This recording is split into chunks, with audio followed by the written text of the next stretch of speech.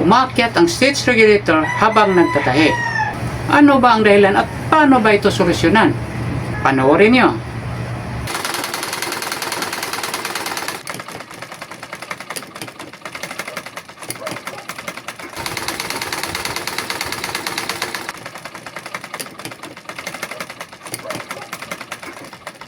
Madalas ito mangyayari ng ganitong uri ng makina. Ang iba naman ay tinatalian. Okay naman, pero pangit tingnan. At saka, hindi nyo magagamit ang stage regulator kung magre-reverse kayo. Paano ba ito ayusin? Tuturuan ko kayo pagkatapos ng ating intro.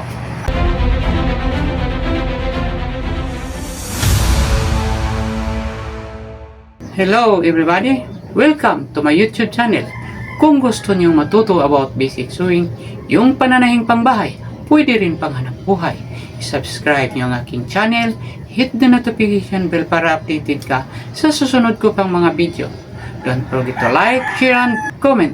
Kung may tanong kayo sa akin tungkol sa inyong makina, pakisabi naman sa akin kung ano inyong makina. Kung ito'y katulad sa akin, madali ko lang kayong tuturuan. Pero kung hindi, sisikapin ko matulungan kayo. Ako ang inyong tutorial para sa basic sewing tutorial. Simulan ko na ituro sa inyo paano ayusin kung ang stitch regulator ay umakyat habang nagtatahi. Ito kasi ang mangyari.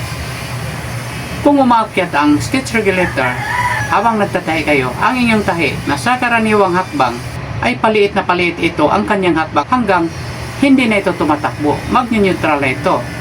At ang dahilan nito ay ipapakita ko sa inyo at paano ito ayusin. Simulan na natin. Ito ang stitch regulator.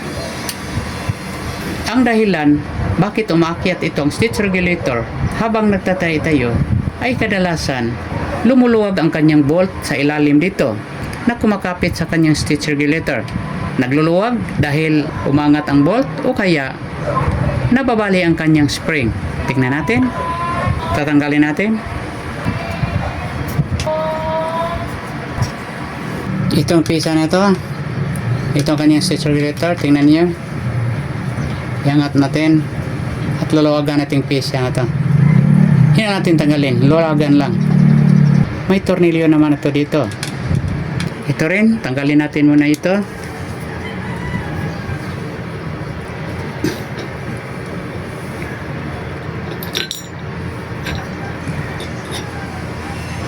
Ito na. Itong tornilyo na to ang nagkakapit sa stitch regulator. Tanggalin natin ito.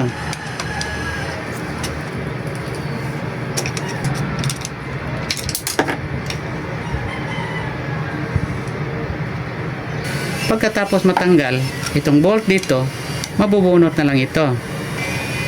Yan. Ito, ingatan nyo. Dahil wala ito, pwede na itong matatanggal. Subukan natin. Ipapakita ko sa inyo. Ito. Yan ay dito. Habang tumatakbo ang makina, palaging nagkaganon ito. Pabalik-balik. Itong dalawang circle na to ay itong nakukuha natin dito. Dinodoble ito para mas malakas. Ito ang magsilbing spring para humigpit sa stitch regulator. Sa loob, nakaganon ito. At ito ang nasa gitna. Tapos naman ito. Tapos dito to. Ito ang kanyang bolt. Ito ang kanyang spring. Ito ang stitch regulator. Nasa gitna dito ay yung makikita nyo sa ilalim. Ito. Hindi ito matatanggal. Built-in yon. Kung sa pagtatahi nyo ay umakyat ito, ibig sabihin ay lumuluwag ito. Kaya higpitan natin. O baka lumuluwag dahil napuputol ito. O baka sa sobrang tagal, nagpa-flat na ito kasi hindi man ito flat. Parang malalim ito dito. Ito ang nagsilbing spring. Pag higpitan niya dito, humigpit din ang stitch regulator. Kaya, kung lumuluwag siya, higpitan niyo ito dito. Pero hindi natin ito magagawa sa labas. Kailangan ipasok muna natin ito sa loob bago natin ito gawin. Ipasok na natin uli. Ito, unahin natin.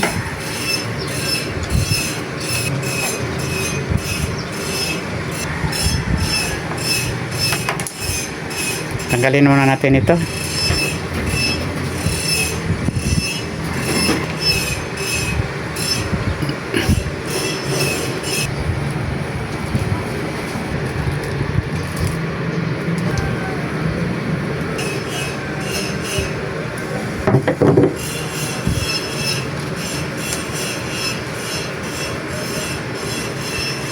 Ito, higpitan nyo na. Tansyahin nyo na hindi masyadong mahigpit. Kung masyadong mahigpit, mahihirapan din kayo sa paggamit nito. Yun. Tama ito. Kung tama ng kanyang higpit, dito naman yun yung higpitan. Para hindi na umatras ang kanyang bolt. Huwag lang masyadong mahigpit. Baka mapuputol itong kanyang tornilyo. Ganyan lang kadali. Ibalik natin ang kanyang cover.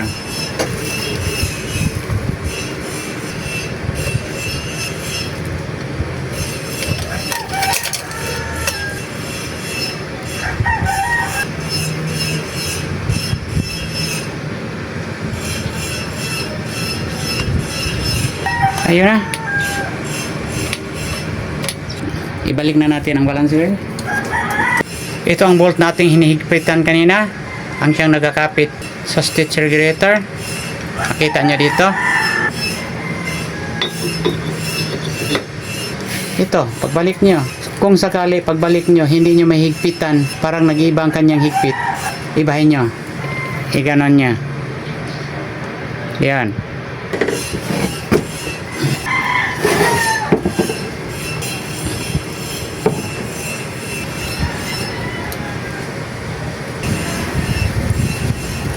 Ito, baka maranasan nyo ito. Hindi ko na ito may pasok. Ang inyong gawin, tanggalin nyo ulit.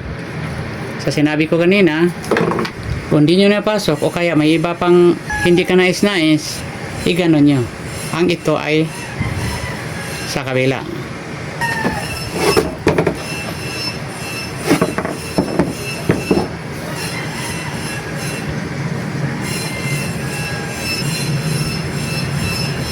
Ayan, okay na.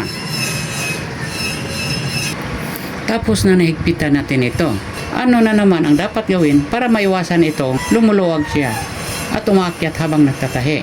Ito na naman ang ating gawin. Hindi na ito natin masyadong gagamitin. Gagamitin lang natin ito kung kailangan. Ano bang ibig kong sabihin? Kung magtatahi tayo, gagamitin na natin ang stitch lock mano-mano. Yung itunuturo ko sa inyo sa iba kong mga video. Hindi na tayo masyadong gumagamit nito. Gagamitin lang natin ito kung kailangan. Kung hindi, pwede na imano-mano sa pag-stitch lock. Paano ba ito gawin? May papakita naman ako sa inyo. Subukan natin itahi. Halimbawa, kung magtahi kayo, lalo na kung magtatakip, kailangan i-reverse ninyo. Ang kadalasan nating gawin ay ganito. Iangat itong stitch regulator para mag-reverse at ibaba naman para magpatuloy sa pagtahi. Dahil kung hindi natin ito i-reverse sa dulo, matatanggal itong tahi nito. Ito, nire-reverse ito. Kaya nga, magagamit natin ang reverse stitch regulator. Kung itatahi natin ito na hindi reverse, ito ang mangyayari. Tingnan ninyo. Ito, na hindi reverse. Yan. Madali lang matanggal. Yan. Pero kung i-reverse ninyo, hindi. Tulad nito. Ito muna natin tinatahi. Pero dahil sinabi kong hindi ito palaging gagamitin, paano nga ba? Paano naman tayo magre-reverse? Ito na ang itinuturo ko sa inyo. Ito nang sinabi kong stitch lock na mano-mano. Ito ang kanyang pressure foot lifter. Ito ang ating gagamitin. Kung makakbang na siya ng pangatlong hakbang, iangat natin ng konti. Tama-tama lang kanyang pag-angat para mabubunot lang ito. Ito. Huwag masyadong angat dahil maglalakto ang tahi. Iangat lang. Iangat lang ng konti para mabubunot ang tela. Ulitin ko.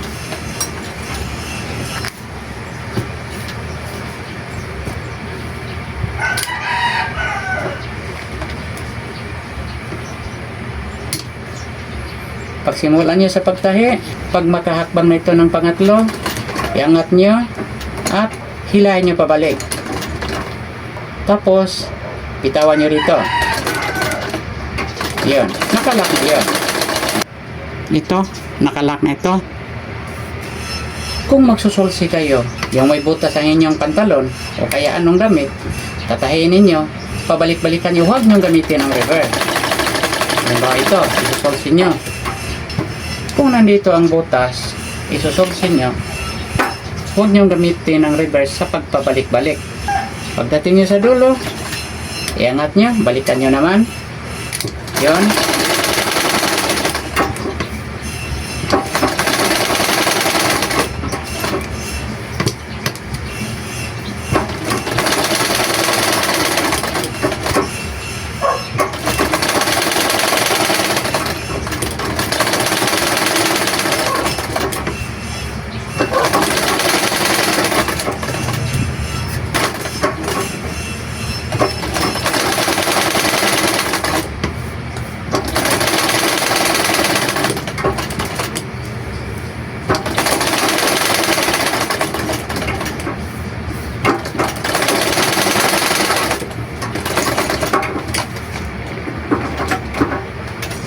Ito lang gawin nyo kung magsusulsi kayo.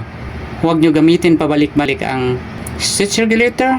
Kung di, pabalik-balikan nyo lang ang kanyang tahi. Iangat nyo at ibalik nyo naman sa kabila. Ito lang muna ang ating tatalakayin ngayon. Sana'y natuto kayo at abangan nyo pa ang iba ko pang mga video at panoorin nyo ang lahat kong lumalabas ng mga video dahil bawat kong video may matutunan kayo. Sana'y hindi kayo magsasawa. Ako ang yung tutorial para sa basic sewing tutorial. Good luck, good health, God bless.